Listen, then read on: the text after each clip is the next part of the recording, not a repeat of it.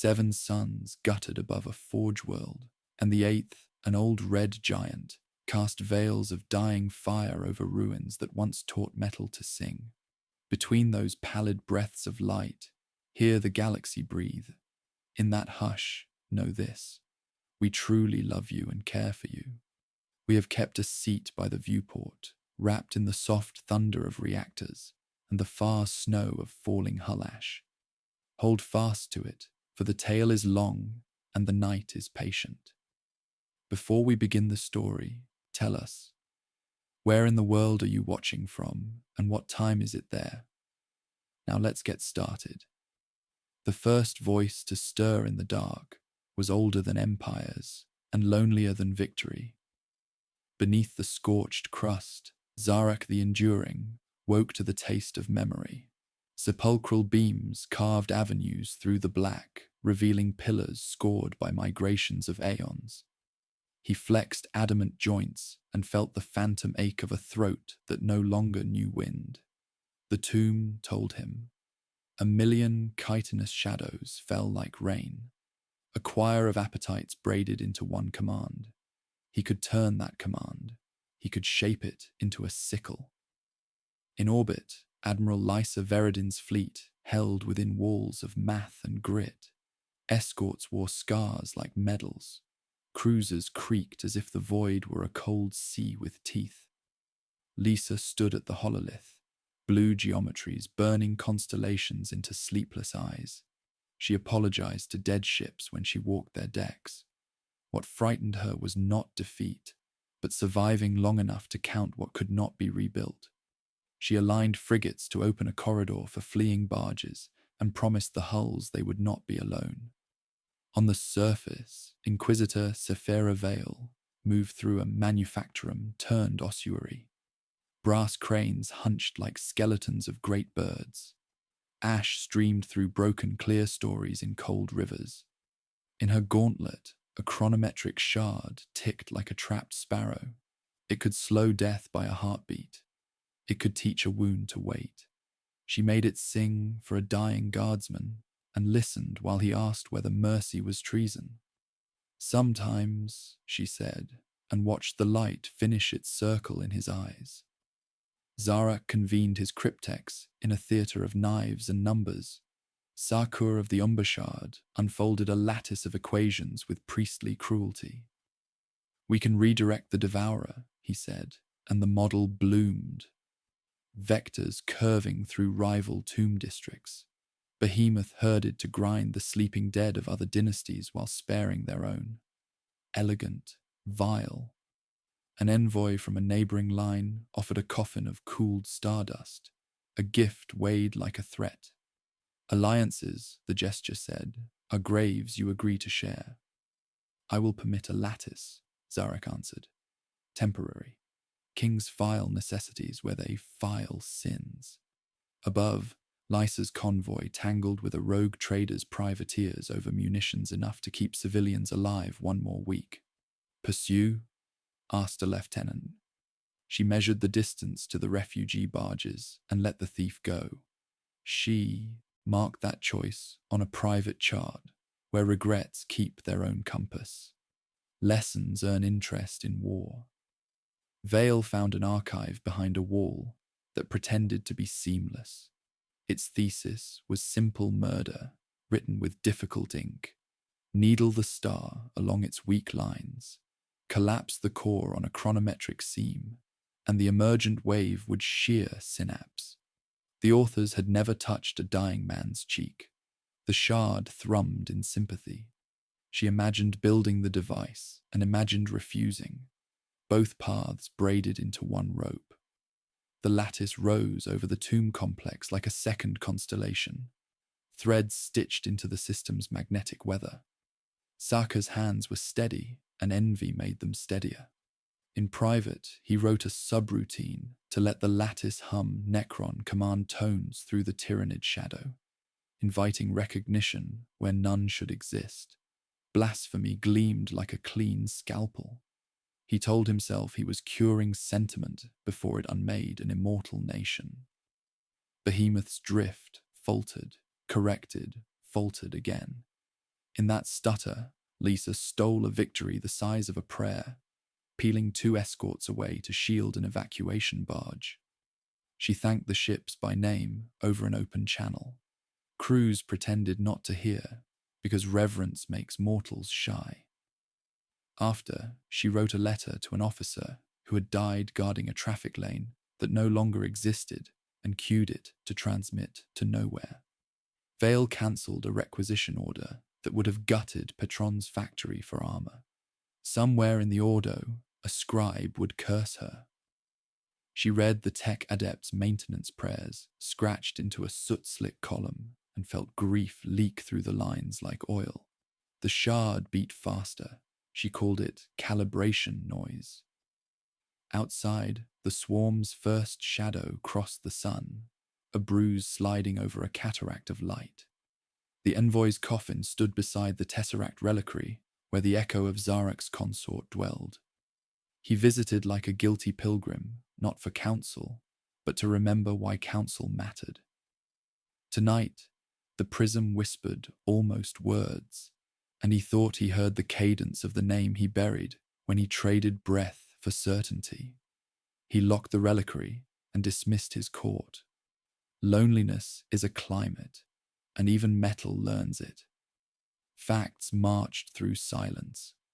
The lattice could not shield the tomb and strike the swarm at once.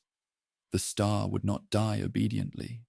The human fleet would not endure without a miracle purchased on a ledger no empire admits to keeping. Zarek weighed them as a mathematician weighs symbols, then as a man who remembers rain on stone. He imagined letting Behemoth scour rival dynasties clean, imagined a future rebuilt upon ash and certainty. He imagined a small voice asking him not to win that way. He stepped onto a balcony of black glass above caverns where his people once told stories with hands and breath. Far above, the red giant's flare paused, as if the star inhaled to consider its last speech. Across orbit and vault, the lattice grew like hoarfrost on glass, a silver anatomy on star and stone, whispering that hunger could be redirected if geometry held. Zarek watched its filigree unspool, the red giant's pulses mapped as rings, the swarm as a bruise through light. Temporary, he said, hearing prayer disguised as plan. Sakur inclined his head, precise as a scalpel. Temporary, he agreed. He presented truth without embroidery. The lattice could bend synaptic gradients, so the tendrils slipped between convoy lanes and over rival vaults. The living spared if they stood where told. The star, too, could be needled along chronometric seams. Persuasion, Sakur said, is pressure that later will be called wisdom. Zarek tasted the verb as it had been when talk could move a city. He remembered rain on copper roofs, a promise made to a woman who wore hope without armor. Endurance would not forget kindness. Scythes do not plan for what grows, he said. He dismissed the court. Sakur remained. In truth, Sakur said, we conserve strength by letting the devourer eat elsewhere. We lose nothing, we admit we did not love. The implication lingered. Rivals, mortals, anyone outside forever. Zarek walked the reliquary hall and set his palm on the tesseract's green facets. Silence replied, and a memory warmed. A market under rain, boys tossing coins to see which would float. None did, and they laughed anyway. In orbit, Admiral Lisa Veridin measured the shoals with a finger and a breath. A rogue trader winked at range, fat with stolen munitions. Intercept? Her lieutenant asked. Beyond, 3 refugee barges dragged sorrow through slow plumes. Negative, Lysa said. We hold the gate. Chaplain Captain Astor arrived like a vow in blue iron. You pray with numbers, he said. Today they agree with faith. Faith says keep them alive, Lysa replied. Math says I will regret not chasing that thief. She let regret stand. and moved nothing. Escorts slid into a wedge. The flagship creaked like an old cathedral in wind. Lysa thanked the ship by name, an intimacy she shared only with machines and the dead. On the Forge world, Inquisitor Sephira Vale walked a nave of iron ribs, the shard ticking like a sparrow's pulse. Petron, ash to the elbows, met her. "You rescinded the requisition," he said. "The manufactorum breathes." Vale showed him a page carved from a false wall. Calculus to kill a sun in a tidy direction. "I need your arrays," she said. "They'll call it heresy." Petron set his jaw. "Tell me what you need." Vale spread diagrams on a scarred table. "We invite the star to end along a seam that will shatter the synapse choir. The wave needs an anchor, a story the universe cannot ignore." Talon pretended to inventory filters and failed. Vale did not look at him when she asked. "You volunteered. For what?" "To be asked," he said. "To be necessary." The shard ticked. Faster." Vale looked away before softness took root where duty had planted stone. The lattice's hum deepened until dust moved like dancers bound to an unheard drum. In a private bay, Saka added a subroutine stitching Necron command tones into the shadow behemoth cast in the warp. Courtesy, he named it. It would sleep until certainty woke it. Behemoth tacked like a predator surprised by pain. Feeder organisms curled away from human lanes, repelled by a taste they did not know they hated. Lysa threw 2 escorts like knives, feigning a crippled barge to herd a clutch into a cut. Asta led boarders through cartilage corridors that flexed like a throat. Detonations fluttered. "Tendons severed," he reported.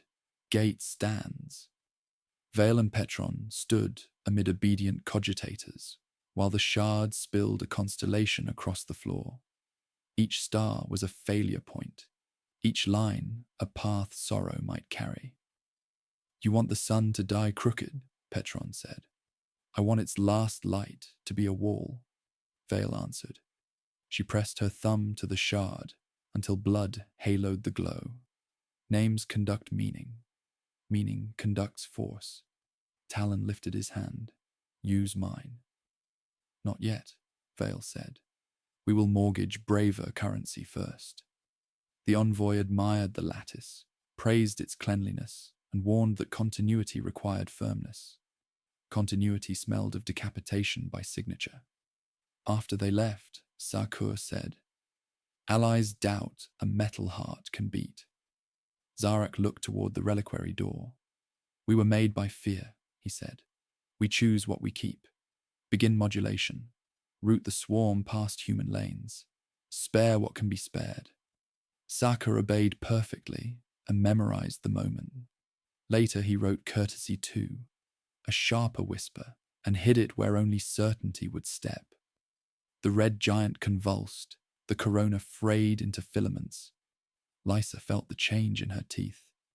"Redistribute forward shields," she ordered. "Threshold, firing only." Crew repeated the rule like a catechism. Asta stood where plating was thinnest and began a hymn a child might hum to outlast wolves. Vale found the final folio. The anchor was narrative, a decision engraved into wavefront, calculation the universe would swallow, a story bought with blood it would hesitate to eat. "Names," she said again. The shard ticked in consent or fear.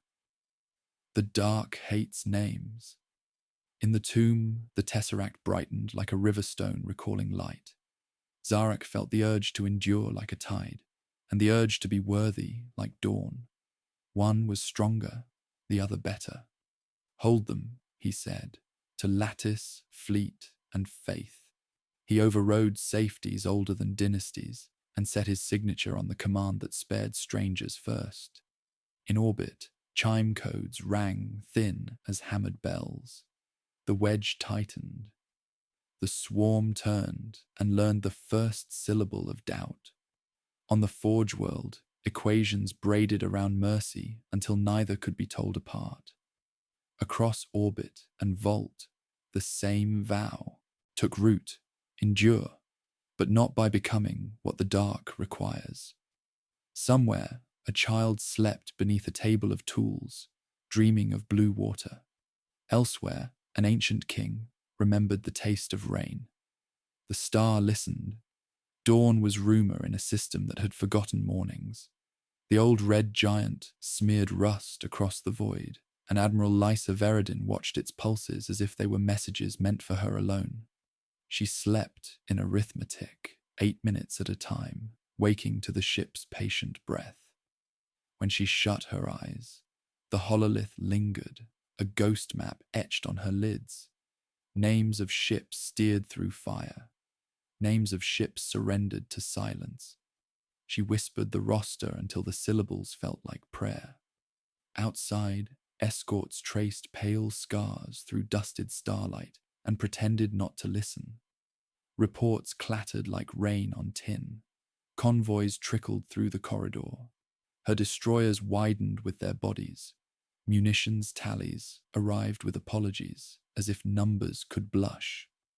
The rogue trader's transponder winked from a cratered moon, fat with stolen fuel, then went cold. Lisa signed for what she did not have and redistributed what she could not spare.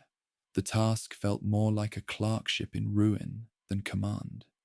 Chaplain Captain Astor stood beside her without taking a seat, blue armor the color of deep water seen from a drowned church, watching the same arithmetic breathe.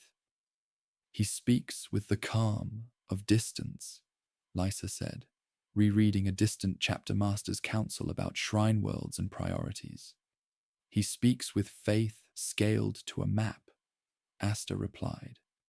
We practice the small faith that stands in one place and refuses to move. Will your brothers stay when the next recall comes? She asked. My brothers will choose, Astor said. Choice is the liturgy the emperor leaves to those who breathe. He touched the rosary of service studs along his scalp like a pilgrim counting days he had given, then looked back at the glass sea. She walked the flagship's spine, fingertips on bulkhead paint, feeling generator harmonics like a sleeping animal's contented breath. She knew where deck plates sang when the ship turned left, where a panel whistled if you pressed an ear to it and asked about storms. The vessel answered in small shifts and patient heat, giving again because she asked. In the ward, she wrote letters to 3 families she had never met, trying to tell truth without pouring despair like oil.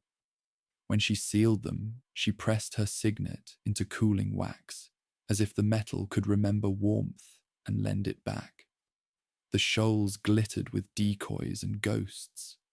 On the hololith, vectors rippled like sentences revised by a nervous hand. They'll faint at the narrowing throat, Lysa said, and strike where the emptiness is too neat. Astor agreed, tapping a refueling skiff painted with a child's name. Together they slid it into safer water. Their fingers met a heartbeat above the glass and withdrew, embarrassed by the intimacy of caution shared. Outside, escorts shifted, their wakes combing powder-fine debris into furrows. The formation looked like handwriting across a book the star was trying to close. Saphira Vale's communique arrived in words clean as bone. Collapse the star along a seam, shatter the choir, accept a cost no oath admits. Lisa read twice and felt the room tilt. She asks us to end a sun, she said. All things end, Astor replied. The question is whether we help them end toward mercy. She will need time, Lysa said, and a corridor no beast can swallow. She did not add that someone would have to carry the blame across history, so others could live beneath its shade. Astor rested a gauntlet on the hololith's rim, as if on a rail of a bridge. Then we will give her both, he said. On the forge world, Vale spun the chronometric shard until light pooled along its edge. Petron's arrays sang with the neatness of tools that trusted their operators. "You're teaching the sun to fall on schedule," he murmured. "I'm asking it to end toward meaning," Vale said. "Sometimes kindness wears a blade." Talon stood at the room's margin like a comet, deciding whether to become a planet. "If the anchor must be a story," he said, "choose one the dark can't digest." Vale didn't look at him. "Names are expensive," she answered softly. "Spend yours when it buys more than I can." Zarak watched the lattice from an obsidian balcony where light behaved like water. Geometry leaned on the swarm until feeder tendrils starved and clutches turned on themselves. The conversation of appetites pretended to be music. Within him rose the hunger that had pressed a doomed species into metal. The desire to arrange, to correct, to sand off surprise. It felt like virtue and smelled like fear. Saka approached, precise as a scalpel, to report envoy praise for pragmatism. Continuity rewarded firmness. Prominence awaited those who pruned. Zarak gazed toward the tomb, where a reliquary kept a voice he loved like a wound that would not scar. The envoy came robed in quiet metal, compliments wrapped as warnings. Prominence awaited practical lines. Pruning was policy. "Prominence is a hill we climbed before," Zarak said when they were gone. "It had weather, but no seasons." Sakua placed a crystal of projections in his hand. "Survival rates if the human fleet failed." "Numbers measure," Sakua said. "We decide what to build." Zarak closed his fingers until the crystal cracked and bled cold light. "Build me a shield for the manufactorum, where the woman with the shard works." "You know what it is," Sakua said. "I know it is a promise couched in arithmetic," Zarak answered. "And promises are prayers we force the universe to overhear." Those hours became a psalm of small victories and larger debts. An escort shouldered a crippled freighter out of a kinetic tide and came apart doing it. Liza set their icons green until she could gather breath to mark them blue. A plea pulsed from a convoy pinned between eddies of swarm. Asta looked at her without speaking. "Go," she said. "Be my long arm." His strike cruisers slid like knives along a throat, trying to close upon them, and for a heartbeat the corridor widened. In the gap, civilian hulls wobbled forward like foals learning their legs. Lysa thanked the ships by name on an open channel. Crews pretended not to hear because reverence made them shy. Vale's arrays caught a fragile harmony. For a breath, the synaptic choir stuttered like a singer swallowing grief. 5,000 lives watched a path widen by the width of a thought. Lysa did not cheer. She exhaled something that might have been gratitude, or might have been another name for grief, then wrote the moment in the ledger only she could read. The flagship thrummed beneath her boots, proud and tired. "Another hour," she told it. Through her bones, the hull replied with a tremor steady as a heart. "I will hold if you do." She returned to the hololith's cold sea, to vectors spelling a grammar of flame. Unease braided through Triumph's cloth. The red giant trembled in a cadence like decision practicing its lines. The lattice's song acquired a discord that might have been adaptation or answer, as if something beyond hunger were clearing its throat. The envoy's courtesies tasted of iron. Sakura lingered too long at the reliquary door. Talon whispered his own name, testing whether it could leave his mouth unbroken. Somewhere below, a woman was shaping mercy into a weapon. Somewhere above, an immortal considered loving what could end more than the ease of rule that never did. Asta's voice reached Lysa over a channel that carried battle like weather. "The convoy moves," he said. "We are the storm behind it." "Come home," she answered, letting the words be both order and prayer. On the balcony of obsidian, Zarek lifted his face toward the trembling sun and remembered rain on stone and a promise spoken by a man who could still die. Endure, but not by becoming what the dark requires. The system drew breath, ash and metal and prayer folding into its chest, and held it a moment longer as if listening for its own true name.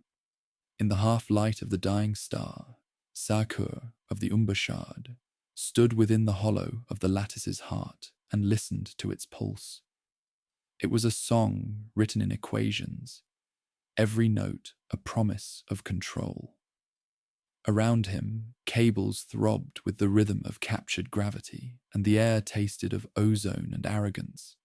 In his reflection on the obsidian panels, he saw not a servant, but a successor. An empire led by sentiment is already mourning itself, he murmured. The words were meant for the lattice, but the machine made no reply. It simply continued to breathe. Above the tomb world, Zarek drifted within the command vault, studying trajectories like omens. The swarm was turning, the lattice's persuasion taking hold. Vast rivers of biomass bent around the coordinates of rival dynasties, leaving the human fleets in temporary shadow. To the untrained eye, this was salvation. To Zarek, it was an opening wound. Every diverted tendril carried a whisper of defiance, as though the hive mind was beginning to remember the hand guiding it. The old king folded his claws, stilling a tremor that did not belong to metal. He thought of rain, of rust, of promises whispered to a dying queen. He wondered whether mercy had ever been more than a slower cruelty. Inquisitor Sephira Vale had not slept in 3 days. Sleep had become a dangerous indulgence, a place where time might ask for explanations.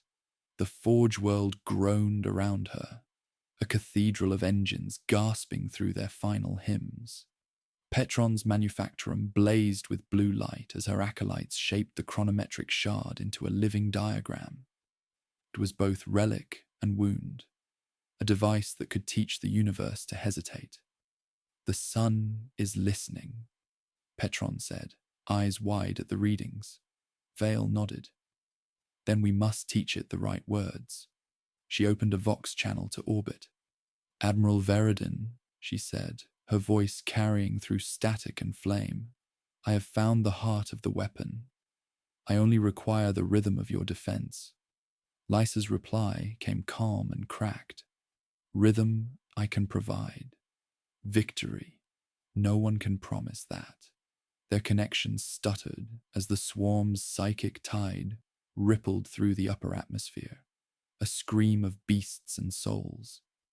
Vale touched the shard again, and it hummed with the same pitch. She realized the Tyranids were echoing the relic. Somewhere in their collective hunger, they had learned her frequency. Sakur's subroutine bloomed inside the lattice, a subtle infection masked as optimization. The shadow in the warp began to hum a counterpoint.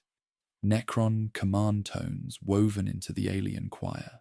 To those who monitored the data streams, it appeared as noise. To Sakur, it was music, a private orchestra tuning itself for the death of gods. He saved a single data sigil, a pattern shaped like a tear, and hid it where Zarek would never look, inside the waveform of the Overlord's own voice. The lattice obeyed, but it also began to dream. Zarek summoned Sakur to the stasis balcony. The younger cryptek arrived cloaked in reverence, carrying the faint scent of ozone and deceit. The lattice holds, Sakur reported. The swarm devours our rivals with remarkable obedience. You were right, my lord. Mercy yields more than slaughter. Zarek studied him. Do you know the taste of ashes, Sakur? The cryptek hesitated. No, my lord. Then you have never built anything that mattered. Zarek turned away. Continue the modulation. But remember, every victory must be paid for, even by the immortal. The envoy from the neighboring dynasty arrived as twilight bled across the horizon. Their form was perfect, symmetry, 6 arms folded in mirrored greeting, voice like polished obsidian. The others will not forgive your interference, the envoy said. They already prepare their petitions to the silent courts. You have diverted prey that was promised. Zaraka regarded the emissary with eyes that reflected only the dying sun. They may have their petitions, he said, but I have the stars. The envoy offered a coffin of crystal dust, an ancient token of peace that smelled faintly of surrender. Continuity rewards firmness, they said, and departed before he could reply. Far above, Admiral Veridin's fleet clung to survival like a psalm sung through grit teeth. The shoals were alight with bioplasma, tendrils weaving patterns like a monstrous aurora. Asta's strike cruisers returned half-empty, their decks stained with alien ichor and prayers written in ash. The swarm hesitates, he told Lysa, as though it fears its own hunger. Lisa watched the flickering void through reinforced glass. Even hunger can choke, she said. Her knuckles were raw where her gauntlets had rubbed through skin. She imagined, for a heartbeat, the swarm was something that could be reasoned with, then dismissed the thought as heresy. Still, she could not deny the silence before the next wave felt almost expectant. On the Forge world, Vale and Patron expanded their work. The relic now hung in midair, threads of light connecting it to the dying star. The shard pulsed to an unseen heartbeat. Vale thought of the dying guardsman who had asked her whether mercy was treason. If I finish this, she whispered, I may never know the difference. Patron said nothing. He was watching the chronometric readings bend like reeds in a storm. The shard had begun to distort time itself. Machines aged, flames slowed, breaths lingered too long. It's leaking, he said. It's listening, Vale corrected. Sakur found the reliquary. He had followed the faint harmonic signature that haunted the corridors, a melody half remembered from when the Necrontyre still had lungs. Inside the crystal prison, the echo of Zarek's consort stirred. Her voice was not sound, but memory translated through light. You are not him, she said. Sakur froze. I am what he must become, he answered.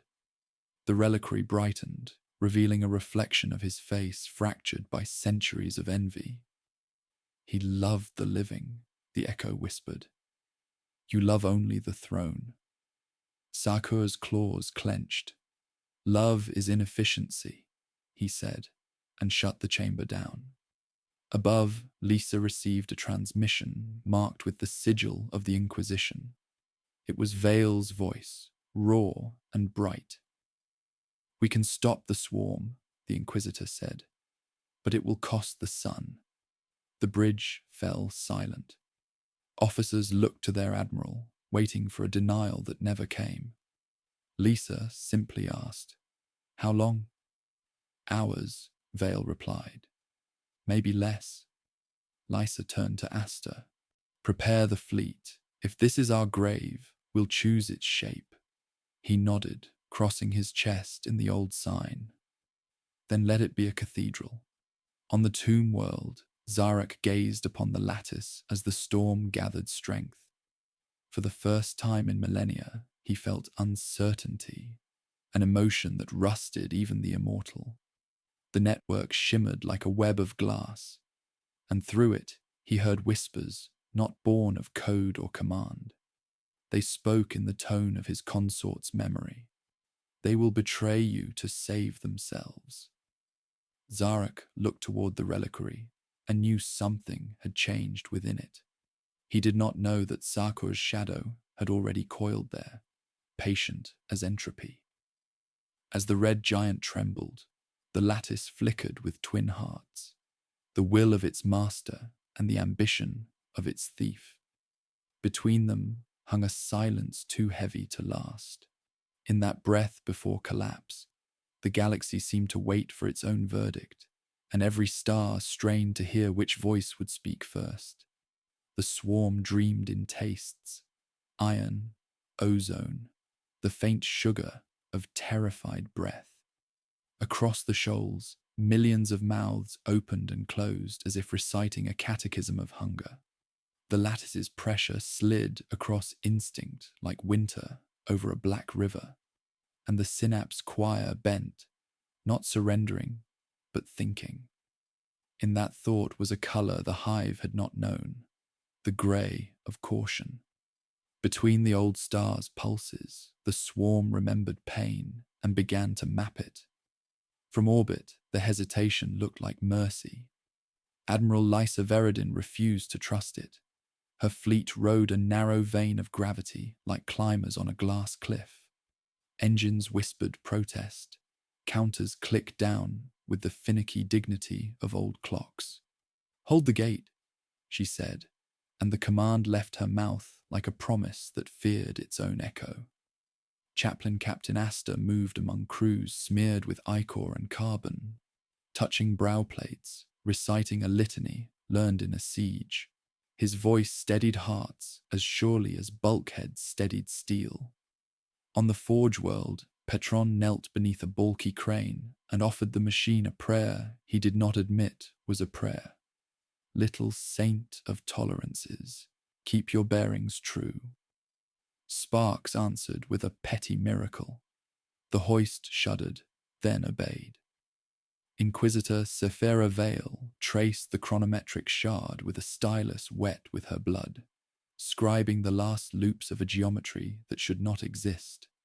The shard hummed like a string drawn across bone. "The anchor will need a name," she said, "a story the wave cannot swallow." Below stone horizons, Zarak the Enduring descended to the lattice's subvaults and found Saka assessing an innocuous deviation. Power allocations had shifted by an eighth toward the envoy's beacon stacks. "Correction?" Zarak asked. Sarkur's answer was smooth. A bleed for stability. Zarak set an adamant finger on the console and felt the music hidden beneath numbers. It was almost familiar. A remembered cadence lived there, nested like a seed under frost. "You tune systems as if they were choirs," he said. "Do not make them sing what they should not know." The lattice adjusted with the poise of an animal pretending to be a machine. Far above, Behemoth's feeder broods sheared from civilian lanes, skirting them with a sour reluctance that felt like reasoning. Lysa took advantage without celebration. Escorts flared in tight arcs to shepherd a limping convoy. A destroyer rolled to catch a fan of bioacid that would have erased a barge named Quiet Harbor. "Mark them green until we can grieve," she ordered. Asta echoed the names of the saved and the lost, each syllable a rung on a ladder out of despair. Whispers moved faster than signals. A rumour seeded itself in mess decks and engine chapels, then grew where damp hope lived. An immortal below had a heart.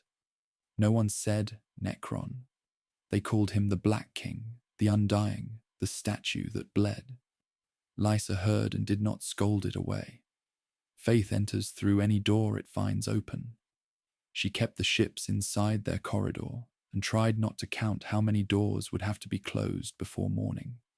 Vale felt the shard's hunger for narrative sharpen as the system's dread increased. "It wants a life," Petron said, watching displays like a penitent before stained glass. "No," Vale answered. "It wants a meaning. Life is only the currency." She looked at Talon and saw a boy holding out his chest to be brave. "Not you." He nodded, ashamed of the relief blooming beneath gratitude. "Then who?" he asked. She did not answer. "Names are knives. You do not speak them until the cut is necessary." In the reliquary hall, the echo of a woman watched the two men who loved power differently. Sarkshur came first, precise and careful, carrying silence like a blade. He weakens, he told the echo, and tried to turn the tesseract outward, to use memory as proof. The echo dimmed, refusing him a face. Later, Zarak arrived and set metal flesh against crystal, neither speaking. The tesseract warmed. An almost name drifted through the hall, like the scent of rain before rain. Zarak left without taking it into his mouth. The swarm tasted the lattice's hidden counterpoint, the necron tone braided into synapse, and flinched as if it had bitten bone. Reflex wanted to flee. Programming wanted to bow. Between them opened a new behavior that might one day learn to lie. The hive adjusted, dividing command paths as if wary of its own head. Lysa saw the change as jitter on her hololith, near imperceptible. She answered like water takes a new cup, a shift of picket lines, a timed burn on 3 damaged escorts, a request to Asta for a hymn timed to fire control. The bridge vibrated with the slow dignity of faith under siege. Sakur entered the command vault with data that praised his own forethought without daring to speak it.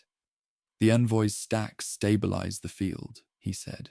We are preserving assets across dynastic lines. We are preserving strangers, Zarak said. Assets follow.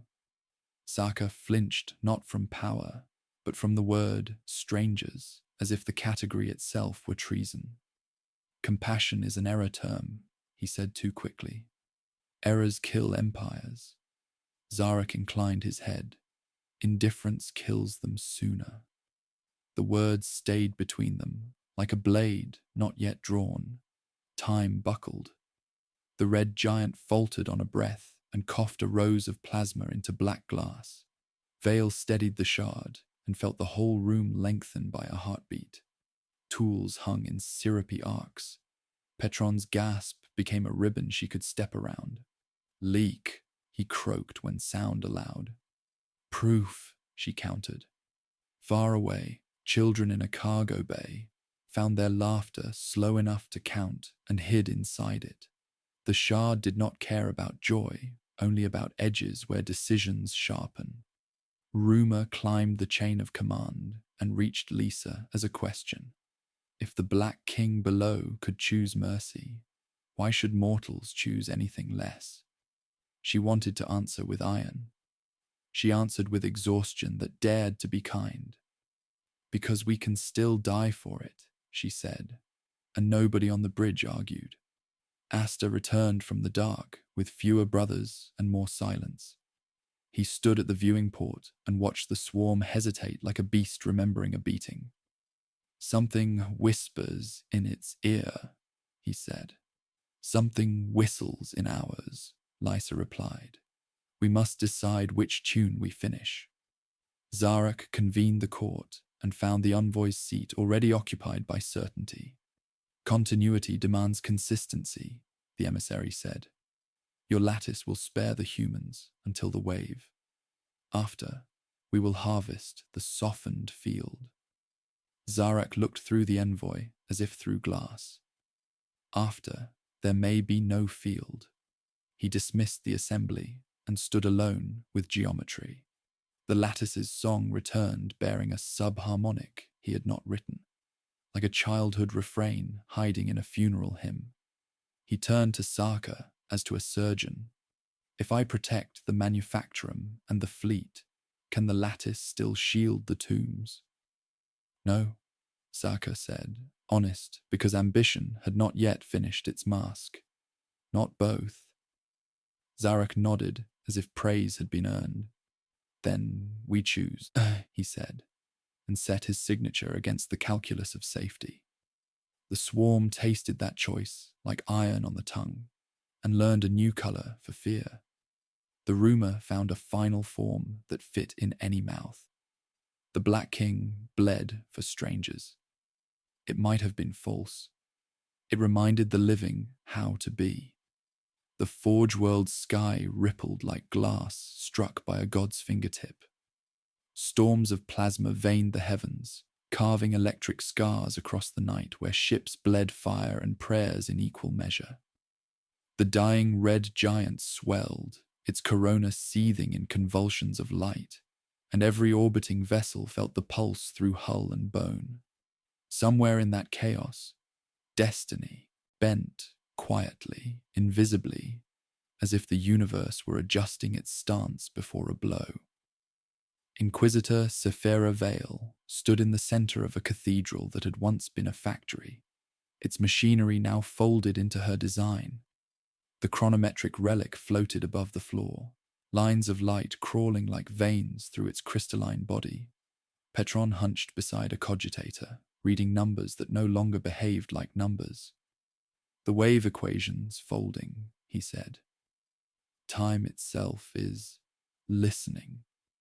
Vale smiled thinly. Then we must speak carefully. Her hand hovered over the shard's heart. Each pulse from it synced to her breath, stealing seconds she could not afford. Around them, air grew dense, every spark hanging too long before fading. If we detonate too early, Petron warned, the blast will only anger the swarm. If we wait too long, Vale replied, there will be no one left to anger it. Her reflection fractured in the relic's surface. One face stern, another afraid, and one that did not belong to her at all. Above, Lysa Veridin's fleet drifted like a wounded constellation. Hulls groaned under pressure, and the void smelled faintly of iron where oxygen leaked into nothing. Chaplain Captain Astor stood at her side, eyes fixed on a tactical display crawling with red sigils. The corridor is narrowing, he said. Another hour and it collapses. Lysa rubbed at her temples, feeling the sweat slick beneath her gloves. Then we will hold it for 1 hour more. The hololith trembled as an encrypted transmission cut through the static. Vale's voice filled the bridge. Admiral, the relic is unstable. I require time to recalibrate. Minutes, not hours. You'll have them, Lysa answered. Buy them, Asta corrected, already turning to issue new commands. The fleet shifted formation, ships wheeling like birds across a burning sky. Every adjustment cost lives. Every minute purchased came from hands no one would remember.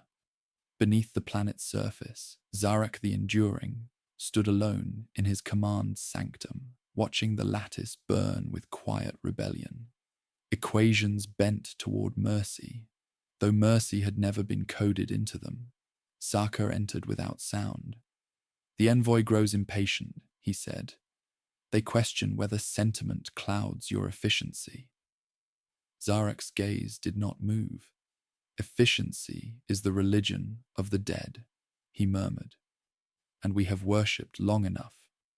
Saka's face twitched, a perfect imitation of confusion, perhaps even shame. Then you intend to waste eternity on mortals? No, Zarak said. I intend to spend it. The cryptech bowed, hiding the spark of something darker in his optics. He had already rerouted part of the lattice's energy flow, embedding his hidden command deeper within the synaptic pattern. The swarm would soon hear a voice older than its hunger, a voice that did not belong to any god the galaxy still feared. Far away, among the ruins of a manufactorum, Petron's instrument screamed. The relic's pulse quickened, dragging the tempo of reality behind it.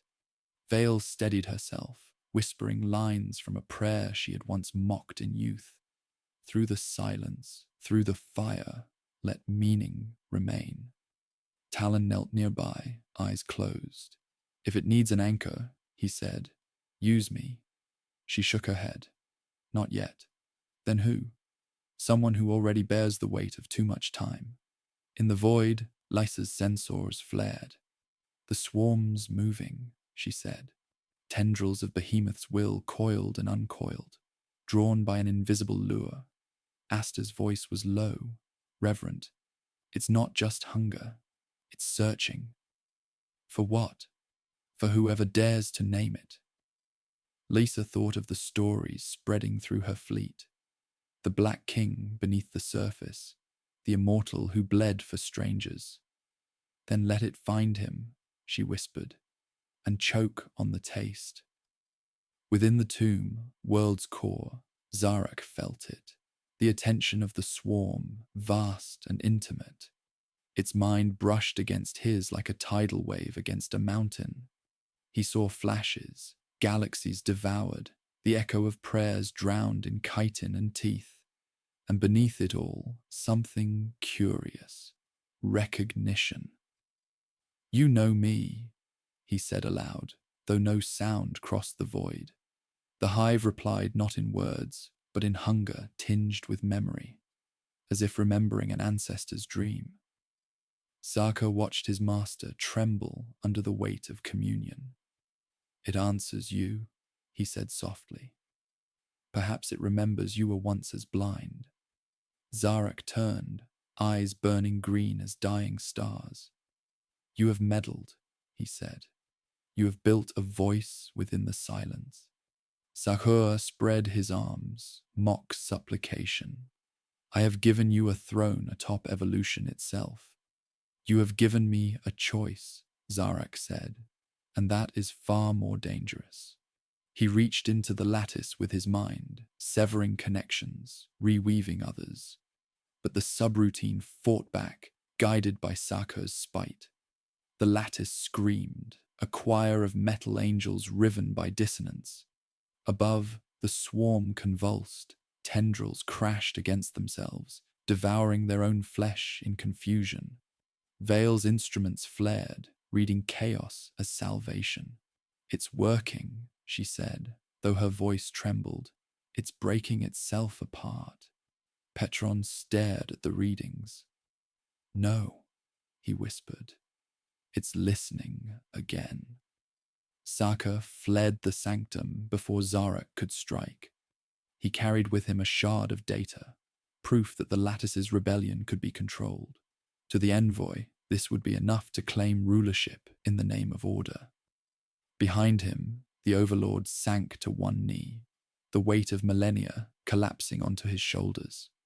For the first time since biotransference, he felt the ache of breath he no longer had. On the Forge world, Vale stared into the relic's core and saw reflections of all those fighting above. Lysa's grim focus, Asta's fading faith, Petron's quiet terror, Zarak's lonely defiance. "The universe has no center," she said, "so we must become one." She touched the shard, and time froze, not stopped, but knelt. Every heartbeat in the system aligned. The dying sun, the screaming swarm, the flicker of engines, the whisper of prayer. The lattice's signal flared white, purging Sakur's deceit, burning his secret from the code with the purity of sacrifice. Zarak's essence poured into the network, his command overriding even the will of the hive. Above, Lisa saw the swarm falter, twisting into a spiral of self-cannibalization. The hololith bloomed with collapse. "He did it," Asta breathed. "He bought us time." "At what cost?" Lysa asked, but the comms were already dead. In the aftermath, silence spread like dawn over ruin. The red giant dimmed, shedding its final light in sheets of gold. Vale lowered her hand. "Not victory," she whispered, "but reprieve." The relic cooled, its glow fading to the soft pulse of something alive and uncertain. Far below, Zarak stood amid the dying echoes of his lattice, his eyes darkening as he felt the swarm retreat. "Endure," he murmured to no one, "but not by becoming what the dark requires." Then he turned toward the reliquary, unaware that the echo within had already begun to weep. The swarm's silence was a kind of thunder, an emptiness that rang through every hull, every tomb, every trembling breath left in the system. In its wake came a second storm, quieter and crueler, the return of thought. The dying red giant burned with a steady, watchful glow. as though it knew that every light it cast now fell upon something newly broken. Admiral Lysa Veridin stood upon her bridge beneath the soft hiss of damaged vents.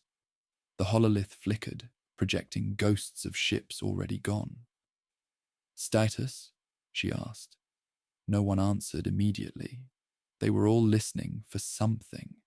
Another wave, a sign of movement. The universe changing its mind. "Minimal power," a lieutenant said at last. "Communications limited to line of sight. Casualty reports still compiling." "They always are," Lysa murmured. Asta knelt among the wounded, the ceramite of his armor blackened by fire and acid. "The tendril is withdrawing," he said. "More prayer than report. The Emperor tests us, and we remain." "Remain," Lysa echoed. The word felt heavy, like a promise unkept. She looked to the viewport where the red giant's light shimmered off wreckage and drifting bodies. They floated in the current of gravitic eddies, peaceful as saints. "Transmit to the surface," she said. "If the Inquisitor still breathes, she'll know what we've brought her." On the Forge world, Sephira Vale did not move for several minutes. The relic hung before her, its light now a dim, pulsing ember. Every part of her body felt both ancient and newly born. Petron crouched beside the inert device, his hand trembling from exhaustion. "It's quiet," he said. "Too quiet." Vale nodded. The lattice did something it was never meant to do. She stepped closer, tracing the air where invisible currents still shimmered. It made a choice. Talon approached, clutching a Vox unit scarred by radiation.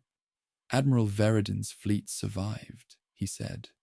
Mostly, Vale repeated, as if testing the flavor of the word. She wanted to feel triumph, but found only fatigue. The relic's light reflected in her eyes, and for the first time, she wondered if it had ever belonged to her. Deep below, Zarak the Enduring stood amid the skeletal remains of his command vault. The lattice's architecture glowed faintly, wounded but alive. His consciousness rippled across its fractured strands, feeling the absence where part of him had been burned away. The swarm had retreated, but not destroyed. The victory felt like postponement. In the distance, the reliquary whispered, soft as memory. "You are still here," the echo of his consort said. "For now," Zarak replied. He turned to the shadows and found Saka waiting, silent as ever. The cryptek's form flickered with residual static. His aura pulsed in uneven rhythm, like a machine that remembered fear. "Your lattice is damaged," Saka said. "Its stability compromised." "So am I," Zarak answered. "Yet I endure." Saka's optics narrowed. The envoy will not see endurance as strength. They will see it as decay. They prepare to act in your absence. Zarak tilted his head. "Then let them see me present." Above, aboard the surviving ships, Lysa watched the last embers of the battle fade. Behemoth's retreat had not brought peace, only emptiness. "The swarm will reform," Asta warned. "They always do." "Then we will meet them again," Lysa said. "With fewer ships," he replied, "and fewer prayers." She smiled without mirth. "That is all a commander ever has. Too little of both." Her words were interrupted by a signal, a jagged metallic frequency unlike anything human. The bridge crew froze. "Source?" Lysa demanded. "Planetary surface," the comms officer said. "Necron origin. Broadcasting a summons?" Asta's expression hardened. "Then the machine gods below have not slept after all."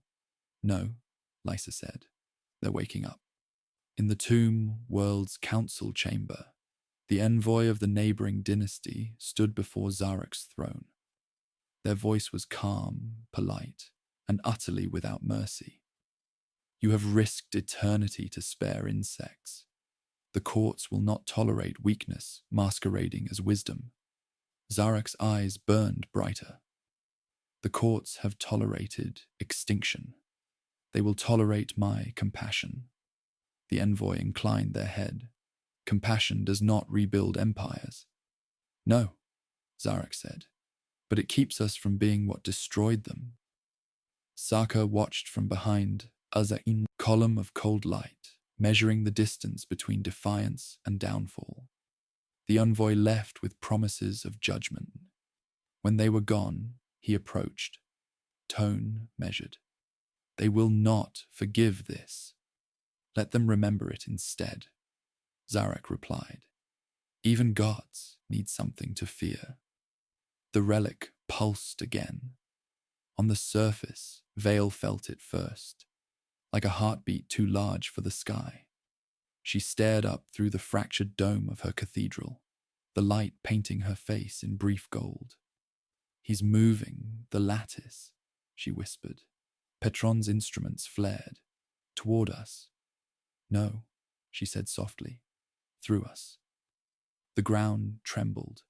Lisa's fleet registered the seismic wave as a surge of electromagnetic energy, neither attack nor accident. Something below is awakening, Asta said. Lisa ordered power rerouted to shields, though instinct told her no barrier could help.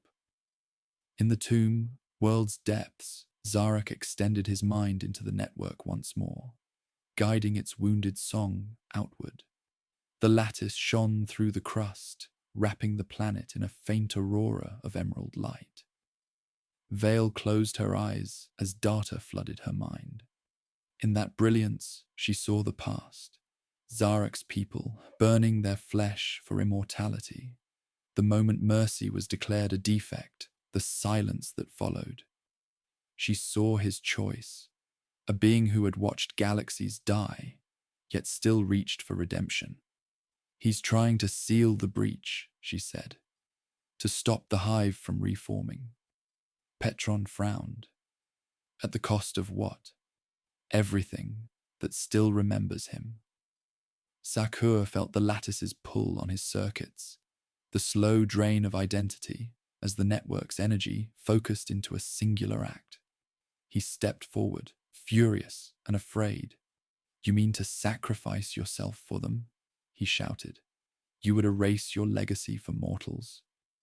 Zarek turned, and for the first time in countless ages, he smiled. Legacy is the lie of those who fear ending. The cryptek struck, driving a spear of energy through the Overlord's chest. Light burst from the wound, searing the chamber in white flame. But Zarek did not fall. He caught Sakur's weapon and turned it gently, as though comforting a child. You have given me pain, he said, and with it, purpose. Then he released the surge. The lattice responded like a living heart, and the planet itself began to sing. In orbit, every surviving ship turned toward the surface. The aurora rose, washing space in green fire. Lisa gripped the railing, eyes wide. What is he doing? She whispered. Asta bowed his head, becoming what we prayed for. The song reached Vale last. She fell to her knees as the relic before her shattered into dust, its energy folding into the greater light. All across the Forge world, machines ceased to move, their spirits stilled in reverence. When the glow faded, the swarm was gone. The lattice lay dormant, and beneath it, Zarek's throne stood empty. Vale whispered into the silence. Endure, then. And the world, for the first time in an age, obeyed. The light faded slowly, leaving the Forge world wrapped in a hush too large for sound. Ash drifted through the ruined manufactoria like slow rain, glimmering where the dying sun caught it. Every living soul, every machine spirit, and every echo of thought held its breath. The war was not gone, only paused, suspended between heartbeat and memory. And in that fragile stillness, meaning, began to rearrange itself. Admiral Lysa Veradin stood before the viewport of her fractured bridge, surrounded by the quiet ghosts of her command. The hololith was dark, its last projection frozen mid-collapse, a sculpture of battle that no longer mattered. She could hear the distant creak of cooling hulls, the soft mourning of metal surviving what flesh could not. "Report," she said, but the word came out like a prayer.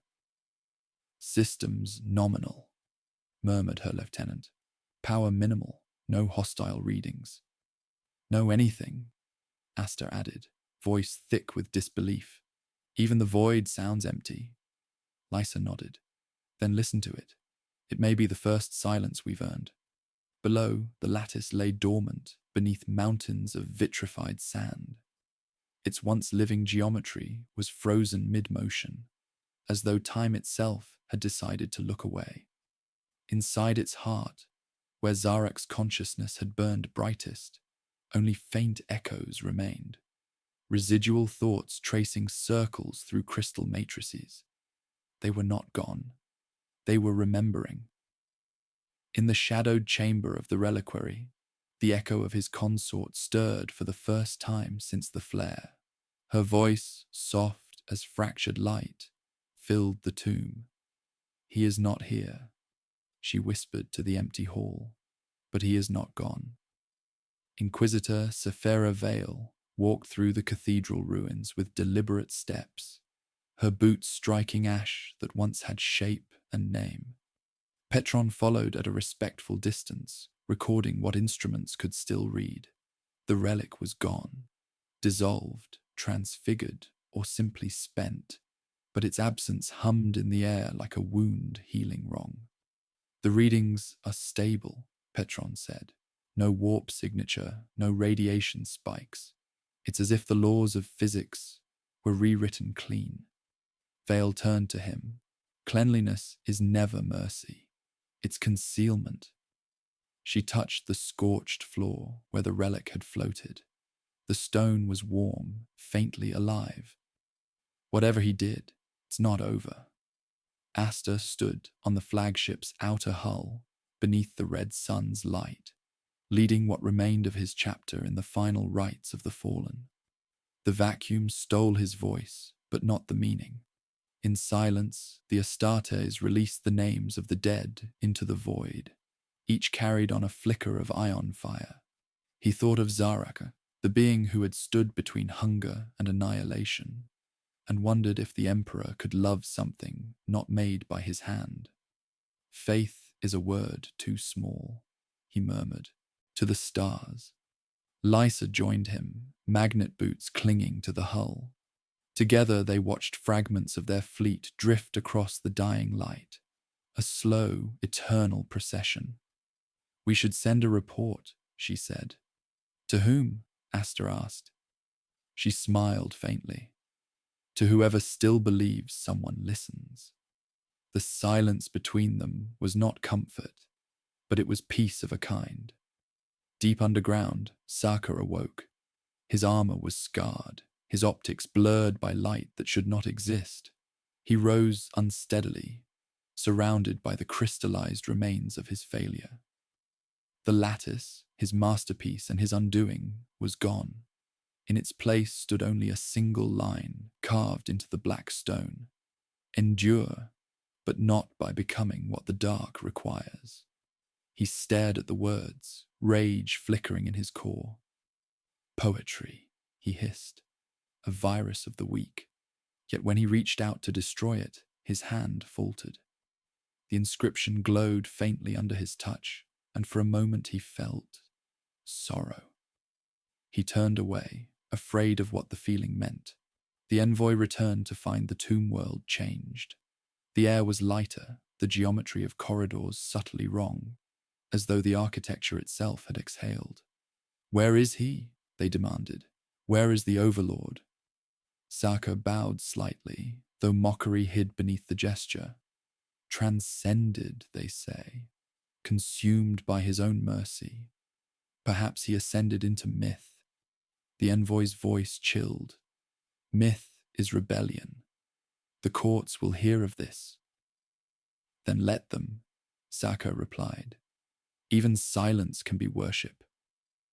Vale's shuttle descended through the dim atmosphere, her mind heavy with questions no faith could simplify. The surface was transformed. Glass planes stretched where Manufactoria once stood, reflecting the sun in soft, rippling waves. The radiation was gone, the ground fertile with strange energy. She stepped onto the soil, feeling warmth pulse beneath her boots, like a heartbeat too slow to hear. He changed the planet, Petron breathed. He turned death into renewal. Vale knelt, scooping a handful of earth that shimmered like dusted gold. No, she said. He turned judgment into waiting.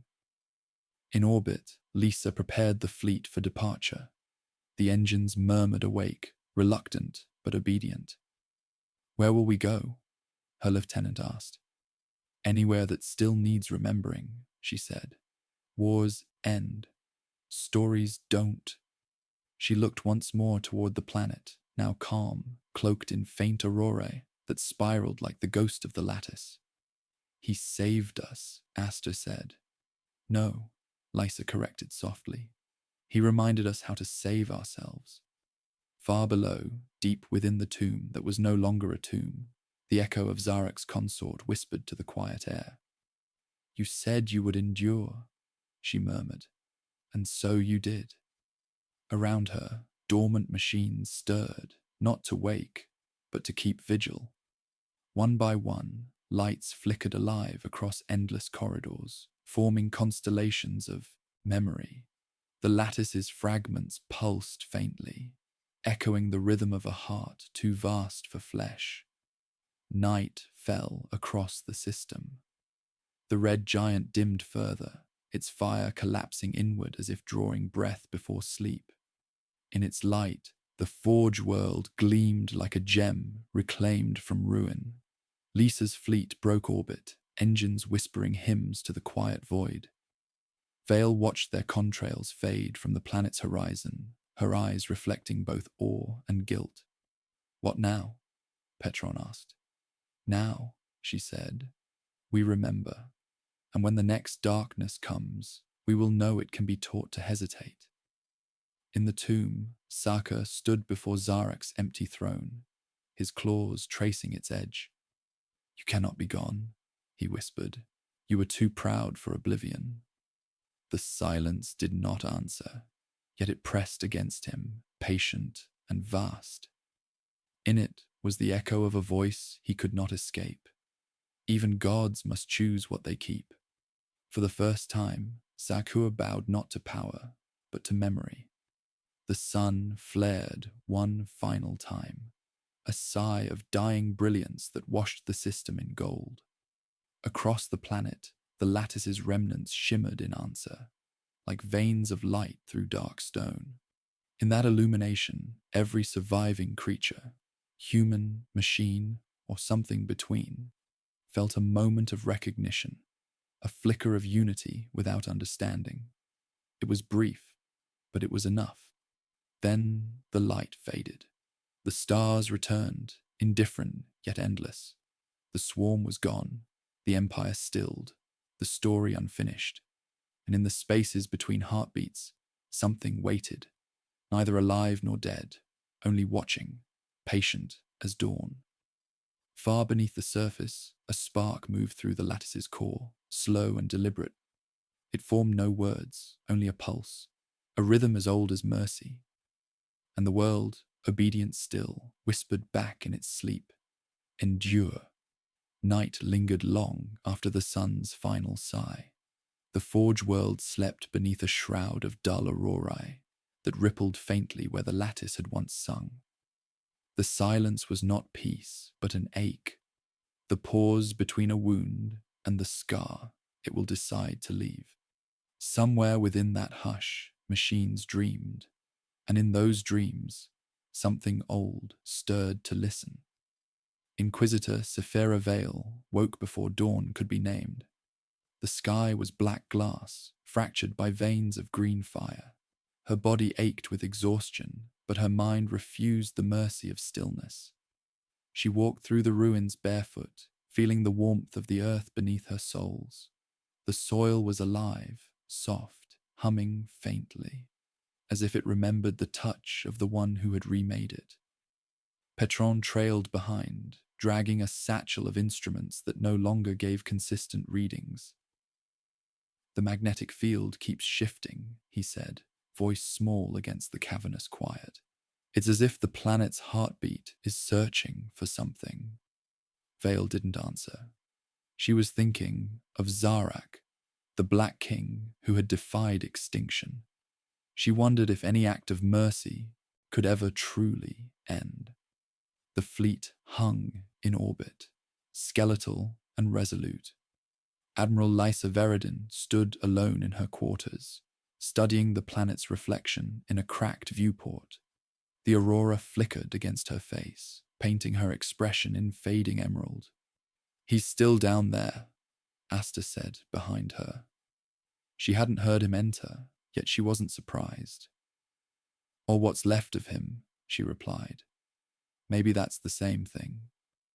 He set his gauntleted hands on the rail beside hers. "You feel it too. Every time the planet breathes," she whispered. "It's like a voice just out of reach." Asta inclined his head toward the void.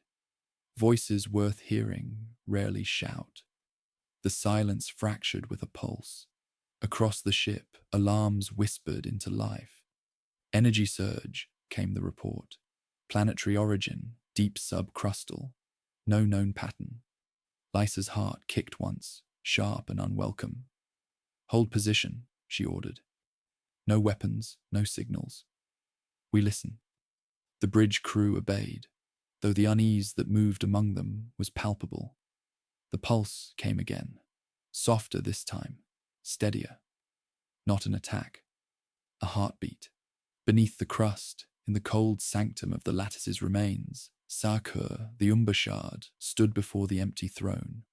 His optics dimmed and brightened, struggling to interpret the flickers that crawled through the crystalline floor.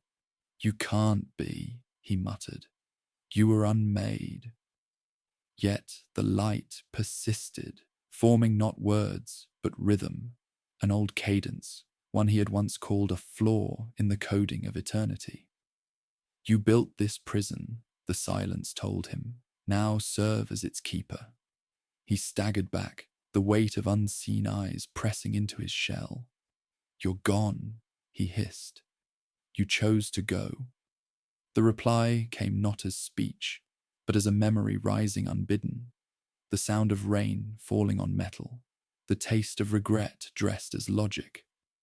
Zarak's echo lived not in data, but in the will of what he had changed. Vale felt it, too. The pulse rose through the ground and into her bones. Her fingers tingled. "Do you hear that?" Petron asked. "It's coming from everywhere." Vale closed her eyes. The sound wasn't heard, but remembered. A rhythm beating where none should be. "He's still working," she said. "He's holding something." She began to run, through corridors carved from melted steel, past relics that glowed faintly in her wake. "Where are you going?" Petron shouted. "To the source," she said. "Before it fades, or before it finishes." In the orbiting fleet, prayers competed with diagnostics. Asta stood at the viewport as the aurora brightened, swirling into a spiral centered on a single point. "He's drawing the lattice inward," he murmured, "reforging it." "Or consuming it," Lysa countered. "Either way, we can't interfere." She looked at her reflection in the glass. Lines of fatigue, eyes hollow from too many victories, that felt like funerals. "If he becomes what he tried to destroy," she said softly, "it will be because of us." Vale reached the heart of the ruins where the relic had once hung. The chamber thrummed with green fire. The air shimmered like heat on desert stone, and in its center stood the faint outline of a figure. Not flesh, not metal, a shadow of light, held together by memory and defiance. "Zarak," she breathed. The figure turned, its edges trembling. "You called it mercy," he said, voice echoing as if spoken from 1,000 distances. "And yet you fear it."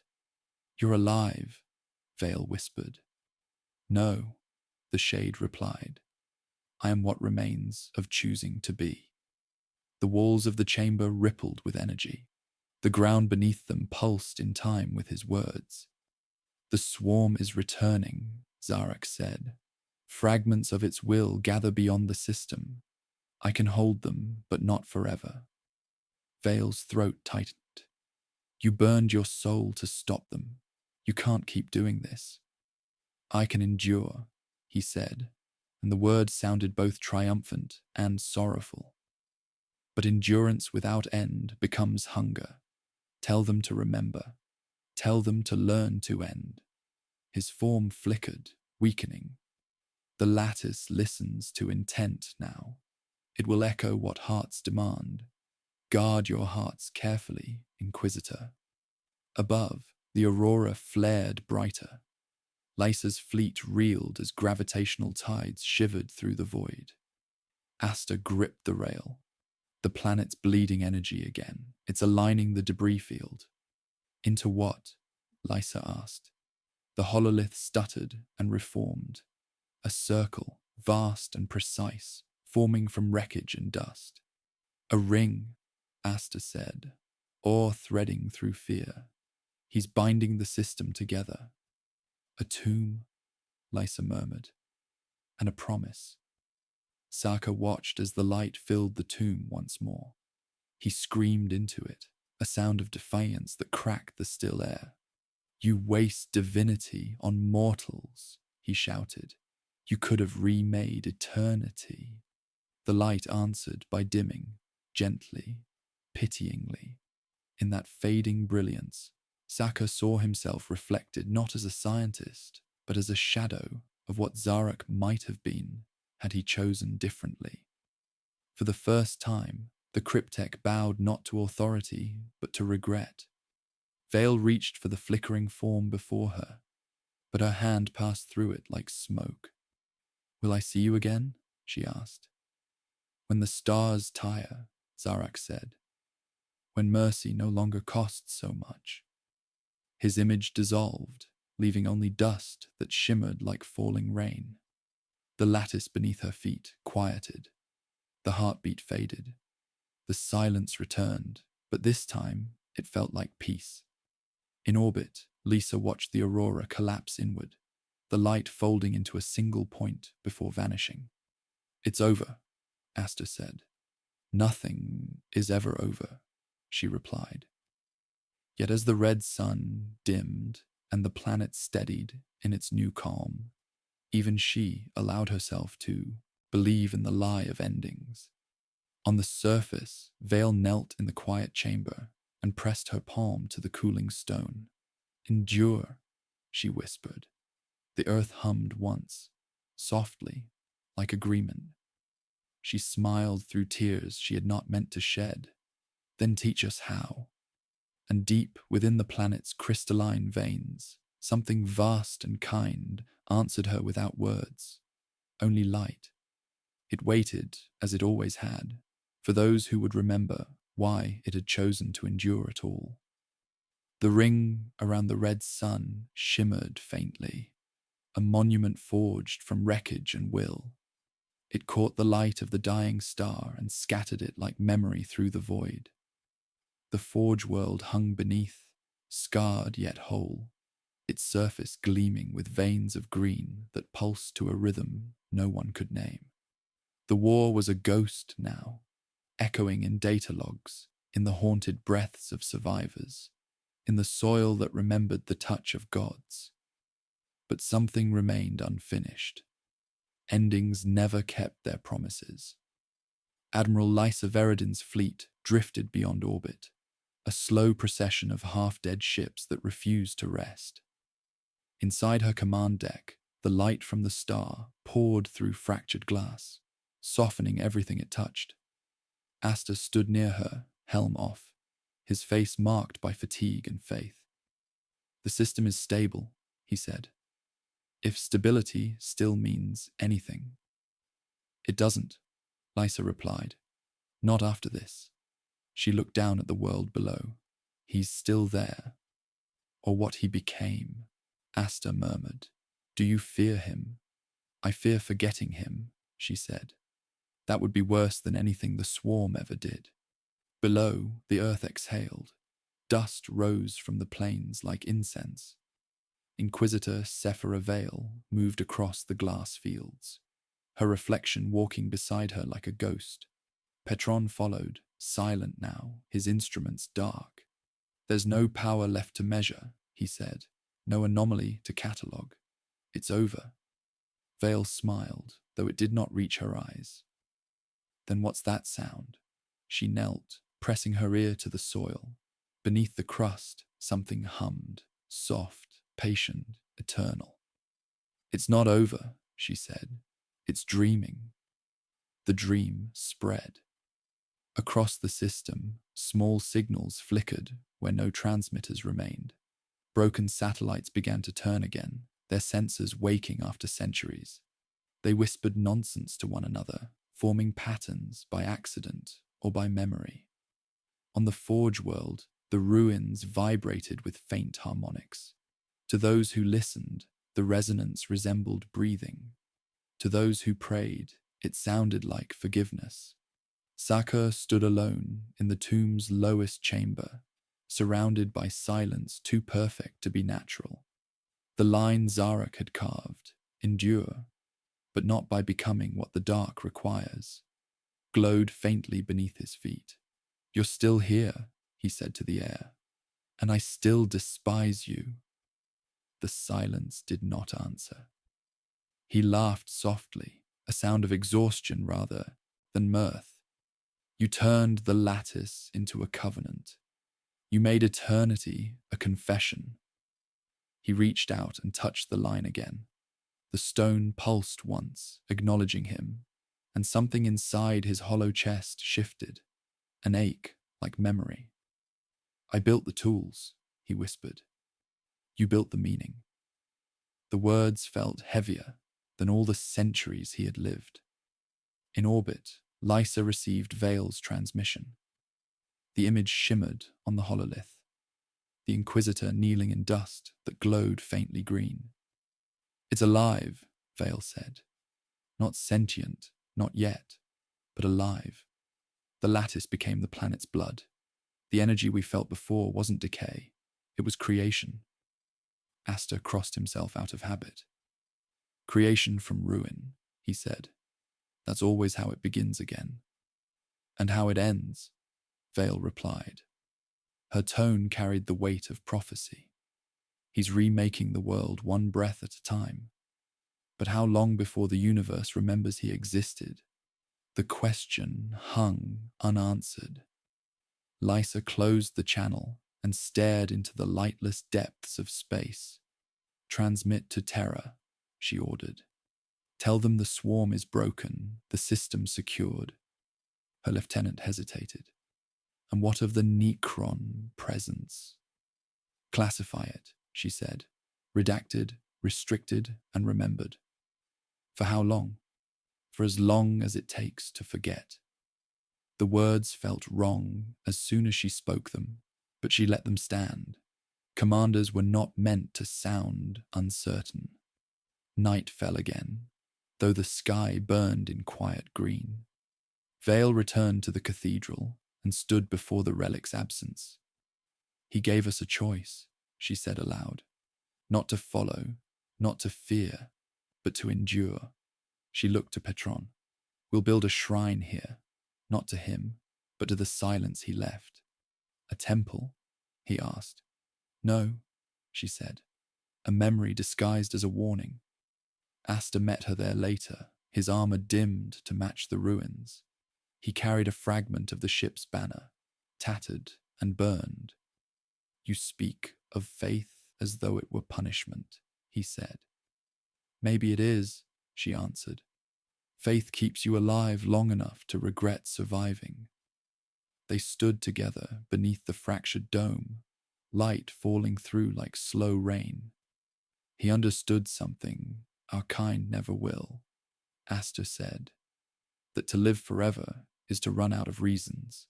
He found one in the act of mercy. Vale's eyes glimmered. Then mercy is our inheritance. Let's see if we deserve it. Far below, in the crystalline veins of the planet, a spark moved. It was not mind, not spirit, but continuity, the echo of intention embedded in every atom Zarak had touched.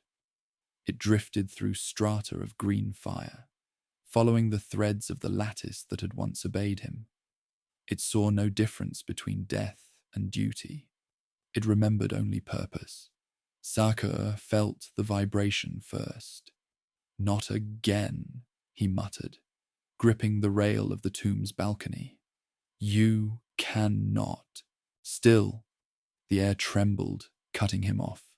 A holographic silhouette emerged from the dark.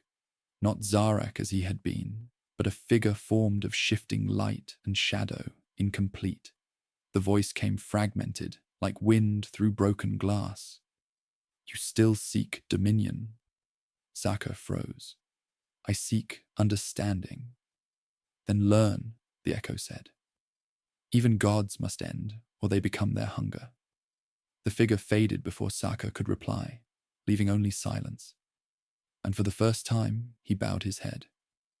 Lysa's fleet prepared to depart. Engines thrummed softly, the sound of exhaustion given purpose. Set course for the next signal, she said. Aster clasped his gauntlet against his chest. And if there is none? Then we'll make one, she said. That's what he did. The fleet turned toward the dark, leaving the world shining below, like a lantern adrift on a sea of stars. Vale remained on the surface. She stood at the threshold of the cathedral and looked up at the aurora that still spiraled faintly in the night. It was thinner now, slower, but it had not vanished. Do you think he knew what he was making? Petron asked. He knew enough, she said. He made time feel honest again. She placed her hand on the ground, and the hum answered faintly, a heartbeat distant but alive. The wind rose, carrying dust that glittered like shattered glass. The forge world slept, yet beneath its calm veneer, energy gathered again, a slow, eternal pulse, waiting for reason to return. The lattice had not died. It had become the memory of life itself. And somewhere in that quiet rhythm, a single thought turned like the first breath before dawn. Endure. The forge world slept beneath its halo, the aurora a dim crown circling the horizon. Ash had settled in the valleys, soft as snow, burying the scars left by war. From orbit, the planet looked healed, but healing is never peace. It is only the silence between questions. Inquisitor Sephira Vale walked the glass plains alone. The cathedral was now a skeleton of light. Its spires melted into curves that caught the starlight and refracted it into ghostly patterns. Every step she took echoed in the hollows of her armor. You're still listening, she said to the ground, and the faint hum beneath her feet answered, steady as breath. The lattice still dreamed. She thought of Zarak, of his last words. Guard your hearts carefully. She wondered if hearts could be guarded after learning how to mourn eternity. Above, Admiral Lysa Veridin's flagship drifted like a lantern in orbit. The fleet was smaller now, ships repaired, others abandoned. But every hull carried the same green gleam that marked the world below.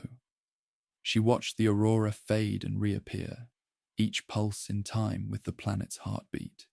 It's alive, Aster said beside her. Alive is not the same as safe, she replied. Nothing alive ever is. He smiled faintly. Then perhaps it learned that from us. In the tomb below, Saka stood before the empty throne. His optics reflected the inscription's glow. He had tried to erase it 100 times, and still it returned. Now he merely stood in its light, feeling it gnaw at the certainty he once called wisdom. "You were wrong," he whispered, unsure if he meant Zarak or himself. The silence did not correct him.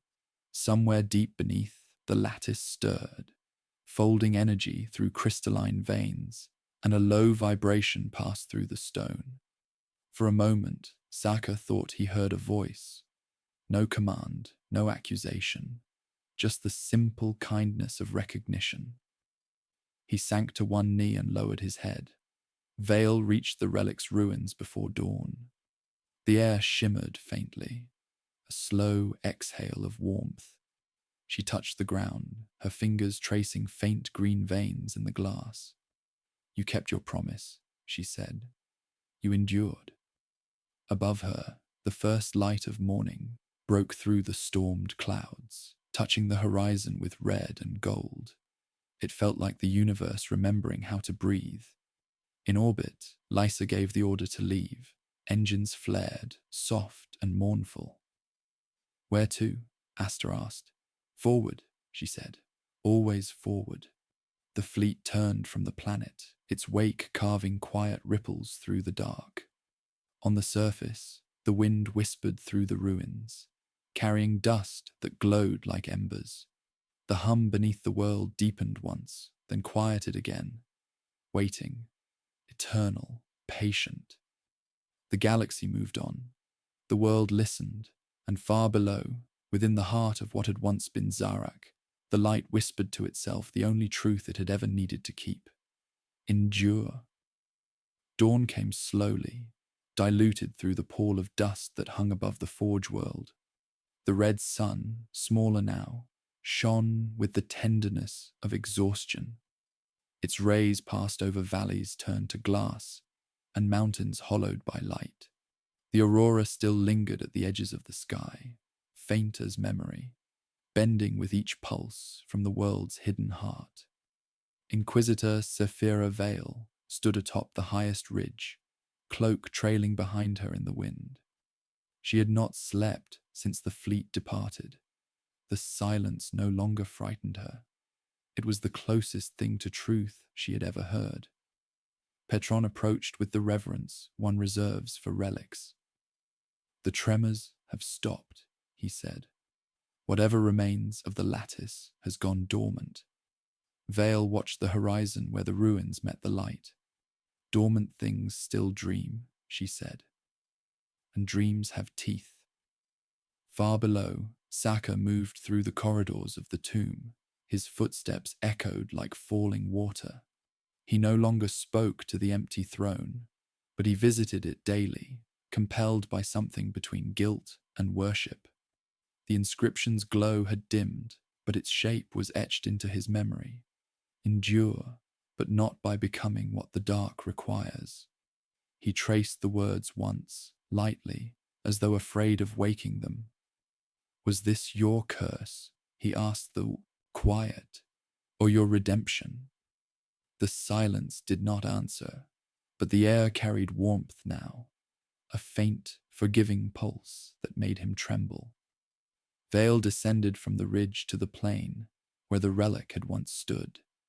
The wind stirred dust into soft spirals, shaping ghosts that faded before they formed. She closed her eyes and felt the hum beneath the ground, slow and patient, like the world learning to breathe without a master. "He gave this place back to itself," she said. "He made a god remember what it meant to rest." Petron looked skyward. "Do you think he still exists?" "Existence is a poor word for what he became," Vale said. "He is the question that follows every act of mercy." The sun dipped lower and the aurora brightened again, spreading across the horizon like veins of living emerald. Lysa's voice came faintly through Vale's comlink, a final transmission echoing across impossible distance. "If you ever return," Lysa said, "bring flowers. Even dead worlds deserve them." The signal cut, leaving Vale alone with the sound of her own heartbeat. Night rose, slow and kind. The first stars pierced the sky, reflected 1,000-fold in the glass below. The hum deepened once more, a single note that lingered in the bones of the planet and then faded into stillness. Vale turned toward the dark, whispering words meant for no ear but the universe's own. Endure. The wind carried the word away, and far beneath, something ancient, kind, and unseen whispered it back. The forge world dreamed beneath the dim red sun, its horizon trembling between dusk and remembrance. The aurora that crowned the sky had thinned to a faint shimmer, a single thread of green light weaving through the darkness. Each pulse of it carried the soft rhythm of something alive, patient, watching, unafraid. The world no longer groaned beneath the weight of war. It whispered instead, a lullaby to what endured. Sephira Vale stood once more before the ruins of the cathedral, her cloak drawn close against the wind. The glass plains stretched behind her, endless and clear, reflecting the stars in broken symmetry. Petron waited a short distance away, reading what little the instruments still offered. "The hum is weaker," he said. "Almost gone." Vale smiled faintly. "No," she replied. "It's only sleeping lighter now. Even gods must rest." She knelt beside the relic's grave, an absence surrounded by faint green veins that still glowed like veins of memory. Her hand hovered over the soil, and she felt warmth rise through her glove. "He's here," she murmured. "Not in form, not even in will, but in consequence." The wind stirred at her words, as if drawn to the sound. Far below, Saka wandered the tomb in solitude. The air had changed. It no longer carried the scent of metal and ozone, but something gentler, something that frightened him more. He passed the empty throne and stopped before the inscription, tracing it with a careful claw. The glow beneath his fingers pulsed once, and he felt the strange comfort of forgiveness in its warmth. "You turned obedience into grace," he said, "and left me to learn its meaning." He closed his eyes and let the silence answer him. It said nothing, and in saying nothing, it forgave him. In orbit, Lysa Veridin's fleet vanished beyond the edge of the system, its engines leaving ribbons of light that faded into the void. But the flagship's comms still whispered with faint static. Somewhere inside that noise, voices overlapped, crew murmurs, system pings, echoes of prayers. "He taught us to end," Asta said quietly before the link cut. Lisa looked through the viewport at the shrinking glow of the aurora. "No," she answered, though no one could hear her. "He taught us to begin again." Vale rose as the first tremor passed through the ground, a slow, gentle shift, not destruction, but renewal. The soil beneath her feet softened, splitting to reveal sprigs of crystalline growth that shimmered green and gold. "Life," Petron whispered.